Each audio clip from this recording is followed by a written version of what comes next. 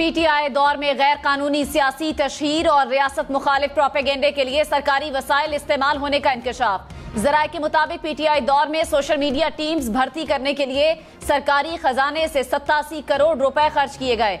Social media accounts को सरकारी मंसूबों की तशहीर के बजाय पीटीआई क़यादत की जाली तशहीर, मुखालिफिन और रियासत मुखालिफ प्रोपेगेंडे के लिए इस्तेमाल किया गया। सोशल मीडिया टीमों के लिए 25 से 40 हजार रुपए तनख्वाह पर मुलाजमीन भर्ती किए गए। प्रोपेगेंडा अकाउंट्स के फॉलोअर्स सरकारी वसाइल से बढ़ाए गए। अकाउंट्स 9 मई को पीटीआई कारकुनों को इश्तियाल दिलाने के लिए इस्तेमाल किए गए। पीटीआई दौर के इख्तिताम पर अकाउंट्स पीटीआई कारकुनान इस्तेमाल करते रहे।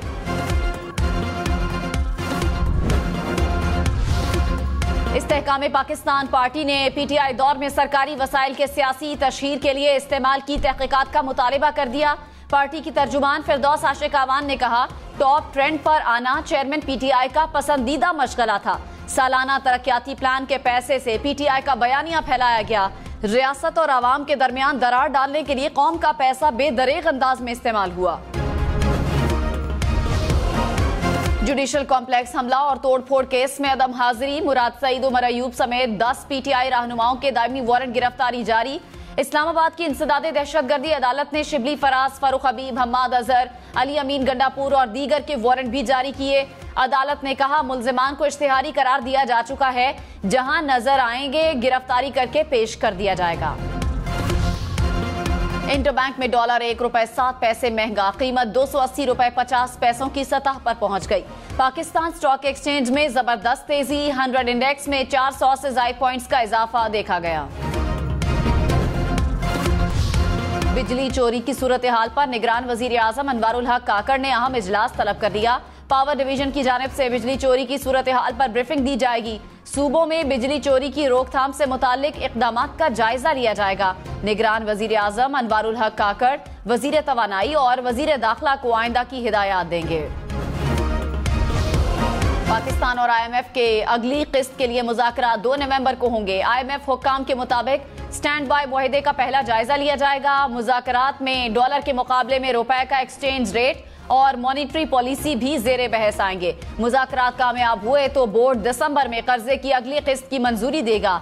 स्टैंड बाय अरेंजमेंट के तहत पाकिस्तान को 71 करोड़ डॉलर का कर्ज मिलेगा। खैबर पख्तूनख्वा हुकूमत का माली बहरान पर काबू पाने के लिए सरकारी मुलाजमीन की तनख्वाहों से कटौती पर गौर। जराये के मुताबिक सूबे को डिफॉल्ट से बचाने के लिए निगरान हुकूमत ने समरी तैयार कर ली। पहले ऑप्शन में बजट में मंजूर शुदा तनख्वाहों में 35% इजाफा वापस लिया जाएगा। 25% कटौती भी जेरे गौर। महकमा खजाना खैबर पख्तूनख्वा के इजलास में मुख्तलिफ ऑप्शंस पर गौर किया गया। PIA का माली बहरान संगीन हो गया। PIA को बैंकों से ताहाल कर्ज जारी न हो सका। ईंधन की अदम फराहमी की वजह से मनसूख परवाजों की तादाद 300 से बढ़ गई। यौमिया परवाजें मनसूखी से 50 करोड़ रुपए का नुकसान हो रहा है। 2 हफ्ते के दौरान PIA को 8 अरब रुपए का नुकसान हो चुका। परवाजों की मनसूखी पर मुसाफिर अजियत में मुब्तला।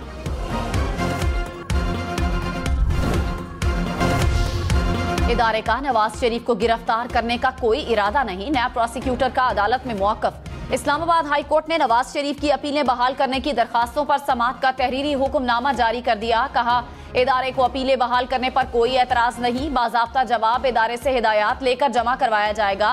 नैब के हिदायत लेने के लिए वक्त मांगने पर हिफाजती जमानत में तौसी की इस्तदा की गई।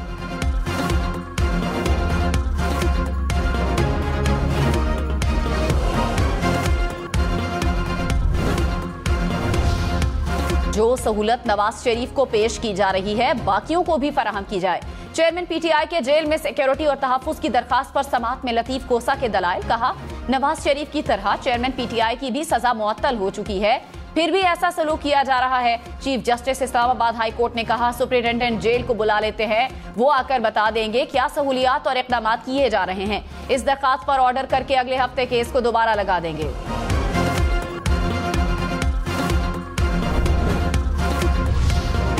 पीपल्स पार्टी ने दोबारा लेवल प्लेइंग फील्ड का मुतालिबा दोहरा दिया। फैसल करीम कुंडी ने कहा, नवाज शरीफ की आमद पर स्टेट स्पॉन्सर जलसा सबने देखा। नवाज शरीफ ने जलसे में इलेक्शन का जिक्र ही नहीं किया। हमारा आज भी मुतालिबा है कि इलेक्शन कमीशन इंतखाबात की तारीख दे।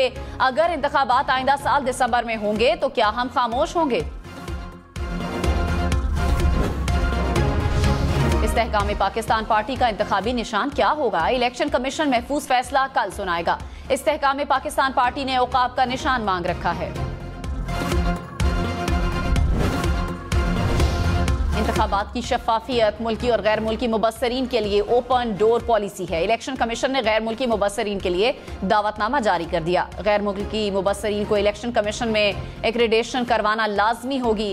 गैर मुल्की मुबस्सरीन के लिए सिक्योरिटी क्लियरेंस लाजमी करार। मुबस्सरीन रिपोर्ट में इंतखाबी अमल को मजीद बेहतर बनाने के लिए तजावीज़ भी दे सकते हैं।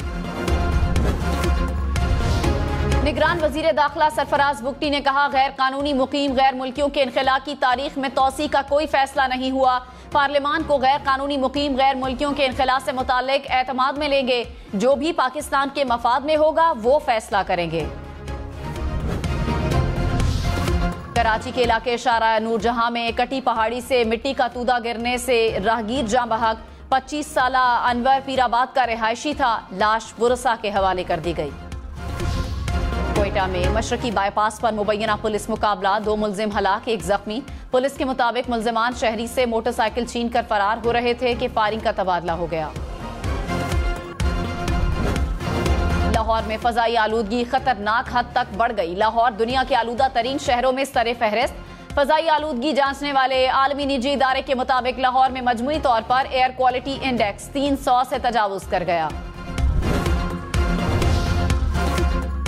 और वादिये नीलम की रत्ती गली झील और गिरदोनवाह में गुज़श्ता कई रोज से जारी बर्फबारी थम गई। कुदरती हुस्न से मालामाल झील और आसपास के पहाड़ों ने सफेद चादर ओढ़ ली। सतह समुंदर से 12,500 फीट बुलंदी पर वाक़ झील का सरमाई नज़ारा बहुत ही दिलकश।